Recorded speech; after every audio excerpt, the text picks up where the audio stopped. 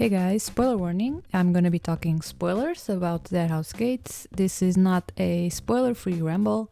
If you'd like my non-spoilery impressions of this book, first of all, thank you for trusting the opinion of some random girl that uses a rat as a profile image. And I'll tell you that Deadhouse Gates is very good, very dark, and if you enjoyed Gardens of the Moon, then you should definitely continue on with this series. Also, I spent like half an hour searching how to pronounce the names of characters and places that I'm gonna be talking about, and this series has some weird pronunciations in my opinion, and so I'm just gonna say them how I read them in my mind. And yeah, I know malazan isn't the correct way to pronounce it, but it's how my brain read it first, and I cannot change it now, and I like it better than malazan or whatever the correct way of saying it is. Okay, now that that's out of the way, once again, spoiler alert, I wanna yap about this book, and the plot is so dense and complex that I feel like the best way to divide this video is to just talk about each character that really stood out to me. That way I'll be able to better organize my thoughts, because there are a lot of different plots in this book, and I'm a very character-driven reader when it comes to fantasy, and malazan has some excellent characters, and I mainly want to talk about them. There's a lot more I could talk about, but these characters and their stories were what really stood out to me the most. This is a complicated series to follow, so apologies to any veteran fan who watches this if I recall some things wrong, or if I omit any important details. It's not that I don't know them. It's just hard to discuss everything that happens in a 900 pages book of this magnitude, and I just wanted to ramble about these characters for now. Okay, so to start we have Fiddler, Crokus, and Apsalar. So these three and Kalam start the book traveling together because they want to take Apsalar back home and reunite her with her father, but Fiddler and Kalam also secretly are planning to make just a little quick stop along the way. What did they want to do again? Oh, right, kill Empress Felisin. No big deal, just a little task on the to-do list, but Kalam ends up going on his own way to do that, and I'll be talking about his journey in a bit. Okay, I'll be really honest, when we got to them at the start of the book, I barely remembered who Fiddler was. He didn't have a lot going on in Gardens of the Moon, at least that I remember. He was just there. But here in Deadhouse Gates, he actually has a big role, and I actually really enjoyed this point of view. He's just some guy, and he's just doing his best. At the start though, I was a little unsure about him, because there are these weird passages in his POV where it's clear that he's kinda attracted to Apsalar and telling himself not to fall in love with her, which, what? My dude, you're like 40 years old or something. I'm not sure how old Apsalar is supposed to be at this point, but I'm assuming that she and Crokus are around 18 or 19 at this point at best, so yeah, that was weird.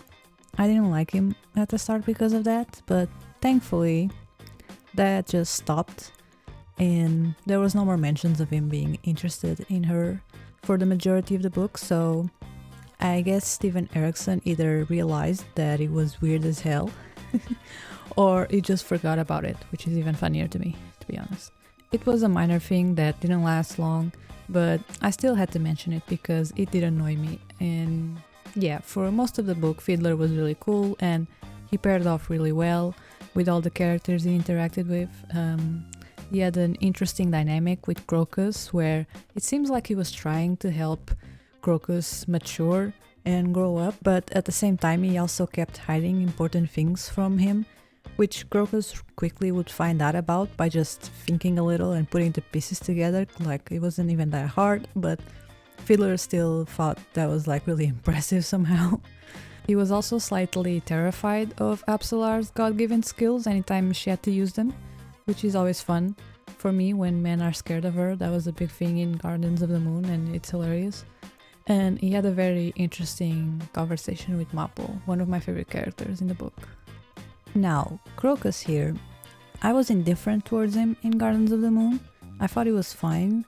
Just some dumb kid doing dumb things who gets caught in the middle of something way bigger than himself.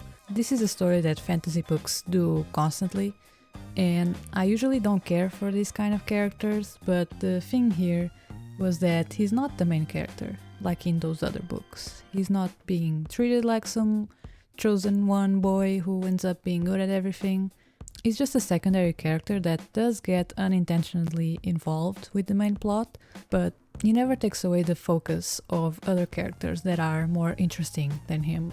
So, for that reason, I never dislike him, and he grows up quite a lot in Deadhouse Gates, and I ended up getting a little attached to him, to be honest, and I didn't realize it until the end, when he says goodbye to Moby. For some reason, that really got me, probably because I was sad Moby would end up alone in the Azaf house. But yeah, I thought it was a really sweet moment. As for his relationship with Apsalar, I don't really have any thoughts about it other than I think it's funny that he's so devoted to her and she barely even notices him half the time. But I don't know, maybe the relationship will evolve since he just decided to go back with her and her father to their village at the end without even asking her. I wish we had gotten a reaction to that, because I have no idea how she feels about it. I thought it was so funny how Shadowthrone was like, so, well, what's going on now? And Apsalar was like, well, I want to go home with my dad. Can you give me a ride? And then Crokus was just like, and me too, I'm going with them. And I was like, what? And she didn't even respond then. They were just gone. So, yeah, we'll see what happens with that. But enough about Crokus. Time to talk about my girl, the main event, Apsalar herself. I loved her in book 1, just a little girl possessed by an assassin scaring grown-ass soldiers was unintentionally hilarious. But I get them, I get those soldiers, because sometimes she could be really creepy and I loved every minute of it. And I was so happy that she kept her skills even after being herself again and Cotillion wasn't possessing her anymore. It made her so cool, and in this book we get more developments with that and we see her use those skills a lot more, which was so awesome. Even though she's more of a secondary character, at least at this point, I don't know how impactful she's going to be in future books, she still gets her time to shine here.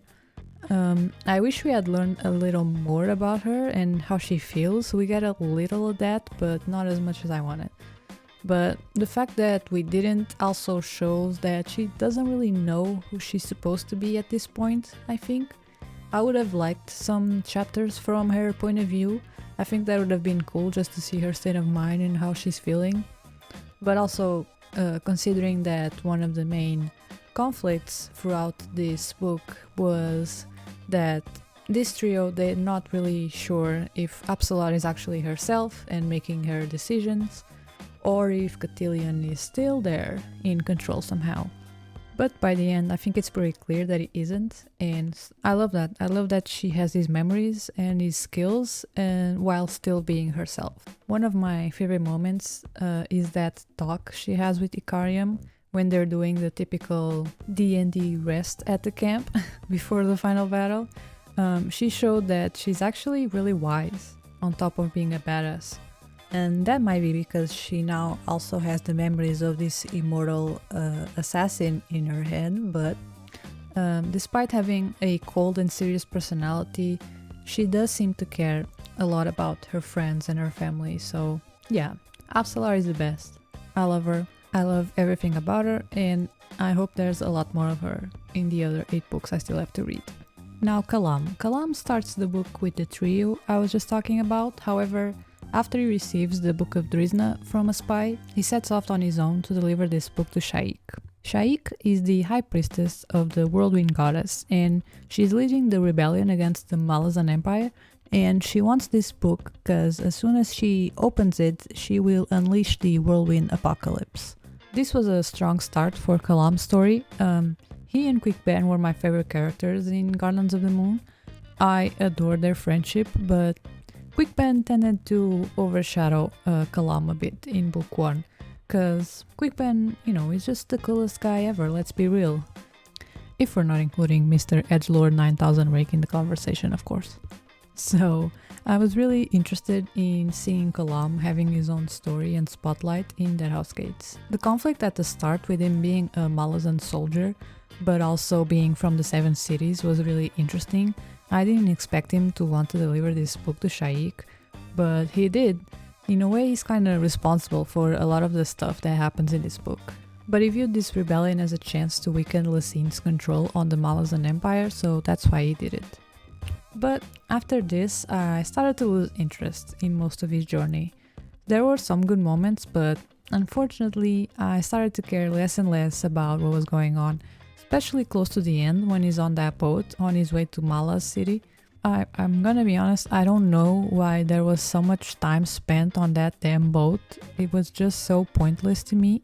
But before that, he rescues a malazan soldier and his family along the way, and they spend a lot of time together. Here is where he meets Minala, the soldier's sister-in-law, and she was cool, but their romance didn't really work for me, especially considering she just decides to leave her family to pursue him without him even knowing. Although it was cool that she saved him at the end, I'll give her that. In the climax of his story, the other claws find him and try to kill him, but Kalam is just too cool to die, and he's way more powerful than I had given him credit for, cause he does some crazy assassin things in this sequence. Like all the protagonists in Assassin's Creed wish they were this cool. But despite what a good assassin he is, he seems to have some weaknesses, mainly that he never knows when he's being followed. Or rather, he does sense it, but he never really does anything about it. He gets followed by the Red Blades that were led by Lostara, who is really cool, by the way, I love her, when he delivers the book, and this leads to the Red Blades to kill Shaik as she's opening the book. But that also seemed to be her entire plan anyway, so I guess Kalam is off the hook for that slip up. And when he's on that damn boat, is also being watched and followed by Pearl, who is another claw assassin, and although he tells Quickpen that he feels something is wrong, and he even mistrusts Pearl at the start, he never really does anything about it, and Pearl gets the upper hand on him, and that's how the other claws find him, and the whole final sequence in Mala's city begins. But anyway, after all that, he finally reaches the Empress in Mala's city, and their scene was one of my favorites in the book. I am so curious to learn more about Lesine. She is such a mysterious figure, but she has a lot of gravitas in the few scenes she shows up. The fact that she was talking to Kalam through this dead body was so cool, and their conversation was just really interesting, and it shows that she's more complex than just some evil empress. And of course, he decides not to kill her. I didn't expect anything else, and he wouldn't have been able to anyway, considering she wasn't actually there. But yeah, I do love Kalam, I'm glad he didn't die, and I have a lot of questions about the ending with him and Minala and Shadowthrone and all the kids, so I'm excited to see what happens next with him. Oh, I didn't even mention the Aptorian demon that was following Kalam around, but she's so cute. I love Apt and her weird child that she adopted. Alright, time to talk about my boys, Mappo and Icarium. Mappo and Icarium are new characters who weren't in book 1, so during their first chapter I was like, wait, what's going on? Who are these dudes? But they quickly became very interesting to me. I loved their dialogue and friendship right from the start, and I was very intrigued by Icarium's memory problems and what that could mean, and I was not disappointed. They end up meeting Iskaral Pust and take shelter in his temple. Pust is a mad old man who is a high priest working for Shadowthrone, and he's quite annoying, to say the least, but he has his funny moments sometimes, I guess. I'm noticing that Steven Erikson really likes creating these silly man characters that are supposed to provide some humor and levity to the story, while also being quite powerful and important. In Gardens of the Moon there was Herlock and Krupp, and now in Deadhouse Gates we have Iskaral Pust. I will say out of these three, I liked Herlock the best, only because the image of a puppet running around being an absolute asshole and screaming to everyone that he wants to kill them was indeed really funny, especially because I kept imagining him as Pinocchio from Shrek. But anyway, so Mappo and Icarium both don't have a lot of patience for Pust, and who can blame them? But Pust does have a lot of important information for them, and tells them that Shaik will be resurrected. So Mappo and Icarium leave the temple to find her, but they end up finding instead Fiddler, Crokus, and Apsalar in need of help. I was so happy that this convergence of stories happened, because at this point Mappo's POV chapters were my favorites, because I was already so invested in his friendship with Icarium, the way they cared for each other, even with all the secrets involved that Mappo has. It was such a light and good time in the midst of all the war, tragedy, and darkness that surrounds the rest of the storylines. And at this point, I was also really enjoying the trio. So the fact that the 5 of them got together and formed a little team was just awesome. And I loved watching them interact with each other, especially Mappo and Fiddler and Icarium and Apsalar in that one scene towards the end. They end up returning to Iskral Pus temple because Fiddler got hurt and needs medical attention, so Fiddler, Crokus, and Apsalar also get a chance to meet the crazy old man. Lucky them.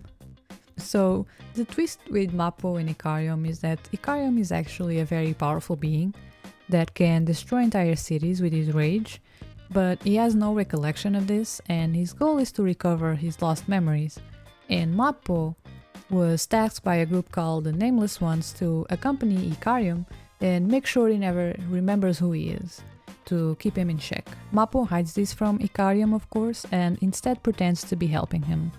And in the end, of course, Mappo refuses to let the Azaf house take Icarium to imprison him forever.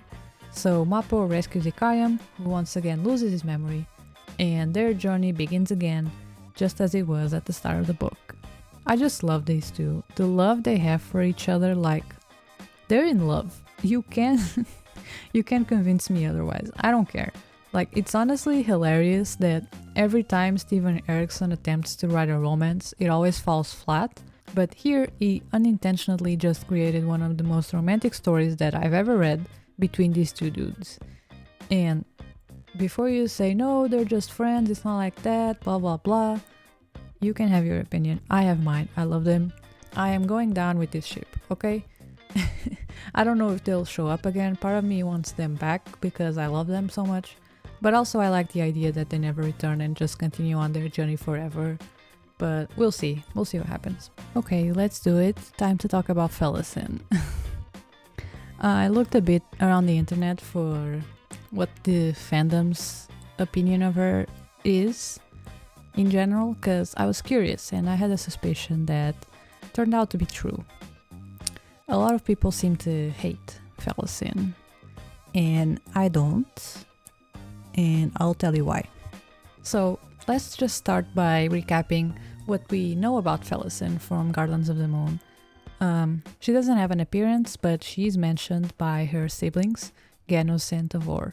So Tavor said that Felisin is a girl that is too soft for this world, and Ganus described her as having a wide smile and dancing eyes. So with this, we can assume that she was a happy and privileged child who never really had to face any of the horrors of this world. So now let's recap what Felisin goes through in Deadhouse Gates. To start, she's enslaved by her own sister and sent off on a slave transport ship to work in the Yotatral mines on a far island. The only allies she has is these 2 older men that she doesn't know, an ex-priest and a thug, Heboric and Baldin. She realizes that she can sell off her body to get better treatment for her and for her allies, and they never thank her for her sacrifice. In fact, they even shame her for it. On the island, she is sexually, physically, and emotionally abused by the local crime lord Benef. She gets addicted to drugs and alcohol as a way to numb her pain. Her 2 supposed allies, Heboric and Baldin, planned to escape the island without her, even though she kept going back to Benef so that she could gain favors to make their life easier on the mines, something that probably saved Heboric's life because she managed to trade his work to something that wouldn't kill him so fast. And they say they thought she was living in paradise and would rather stay there. I hate Heboric and Baldin, in case you can't tell already. Heboric does grow on me later, but Baldin, I don't care about him. Once she escapes, she gets attacked by blood flies that leave horrible marks all over her skin and poison her. So she's in the middle of the desert trying to survive. She's accompanied by two men who would rather have left her behind and enslaved. She's having withdrawals from the substance abuse. She's traumatized from the physical abuse she suffered. Her skin is a mess, and she's also now having nightmares of rivers of blood that she doesn't know are being given to her by the whirlwind goddess. And she sees that as motivation to continue surviving so that she can face her sister and get revenge for what Davor did to her. And oh right, she was 15 years old throughout all of this. So excuse me for having some compassion and sympathy for this innocent and sheltered child who has been put through hell. I understand why people won't even attempt to understand her actions. Her chapters can be very unpleasant to read due to her traumatized state of mind and how she acts as a way to protect herself. And I think instead of trying to analyze her situation and understand her, people shrug her off as a spoiled, cruel brat, almost as a coping mechanism because they don't want to spend a lot of time in her head. And what makes that so poignant is the choice that she makes to give herself to the goddess, because she also doesn't want to spend time in her own head anymore. She is tired and she wants to stop hurting, and at the same time she still wants to get that sweet revenge on her sister. So when she ends up becoming the new Shaik, a part of her is still Felisin. At least that's how I understood it, and in my opinion what makes the most sense and what is more satisfying for the conclusion of her story in this book.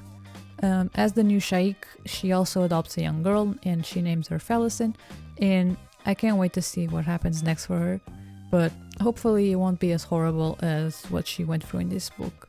But yeah, anyway, justice for Felisin. Alright, now let's talk about Duiker, Coltaine and the Chain of Dogs.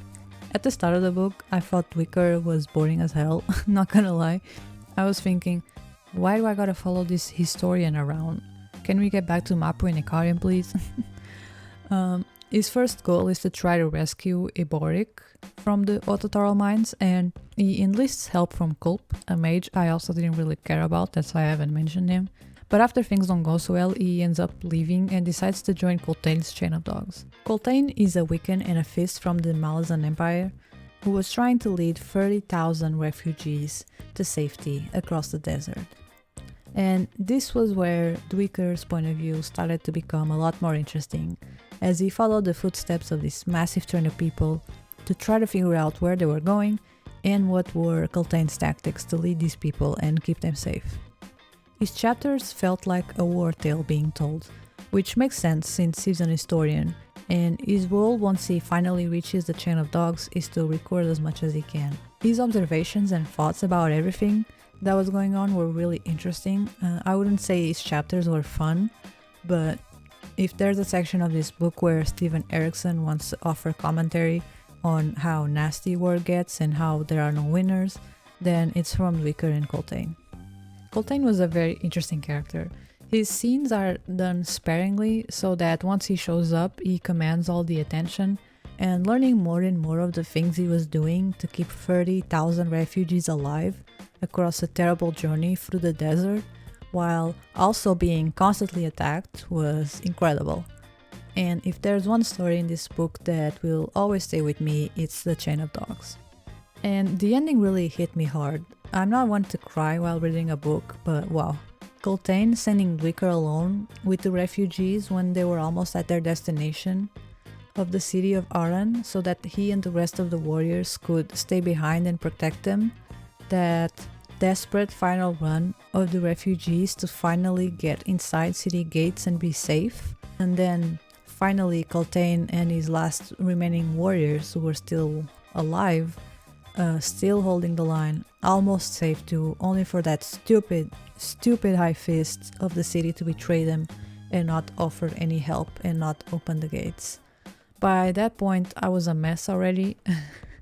But of course Erikson doesn't end things here, no. Instead of immediate death, Coltaine gets crucified, and one malazan soldier has to take the shot with a long bow to kill him so that his soul can be freed. This scene was really emotional and cinematic, so yeah, it was beautifully done, but really tragic, and yeah, I was crying through it. But the High Fist's crimes don't end here. After that, he also ends up surrendering 10,000 malazan soldiers to the enemy, and they all get crucified. And Duiker was among them. Although I'm still unsure about what's gonna happen with Duiker, because as you know, the whole thing with that necklace and stuff, and then at the end he's found and whatever, we'll see. So yeah, it was a lot. And I cried multiple times during this whole sequence of events. But the fact that Coltaine, despite being betrayed against all odds, managed to save so many refugees for an empire that didn't even like him, it really touched me, and I think he's an incredible character. After this book, it's becoming more clear to me that one of the themes in this series is compassion and friendship and honor, and how important it is to hang on to those values, no matter how dark the world gets. We see glimpses of this in Gardens of the Moon, but it's a lot more present here, with Mappo and Icarium's story, with Coltaine's incredible leadership and sacrifice, even Shadowthrone deciding to save all those children, despite whatever unknown motive he might have, I don't know. And most of all with Felisin's story. But in that particular case, I think the compassion should have come from the readers, and unfortunately it seems that it was a lesson not learned by many people. I don't want to sound too preachy about it, everyone is entitled to their own opinions, but it does make me sad that so many people would look at a 15-year-old child completely alone, having to go through the most traumatic events imaginable, and call her a brat and cruel just because she was doing everything she could to survive, felt betrayed by her allies with good reason, and didn't want to share a blanket or whatever. But anyway, I love this book, I love these characters, I love Eriksson's writing style, and I can't wait to read the rest of this series throughout 2025. Thank you for watching, see ya!